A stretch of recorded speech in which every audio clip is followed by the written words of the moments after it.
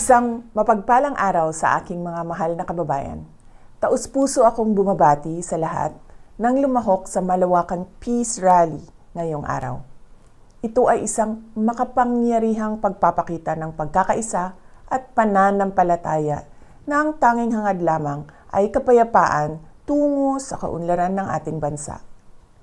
Nagpapasalamat ako sa ating mga kapatid sa Iglesia ni Cristo sa inyong patuloy na pagsisikap na maghatid ng pagkakaunawaan at pagkakaisa sa ating mga kababayan.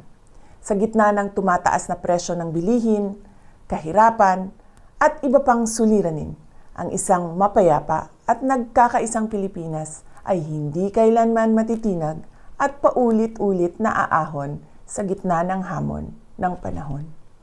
Muli, sa aking mga kababayan, maraming salamat sa inyong malasakit sa bayan. Mabuhay ang sambayanang Pilipino.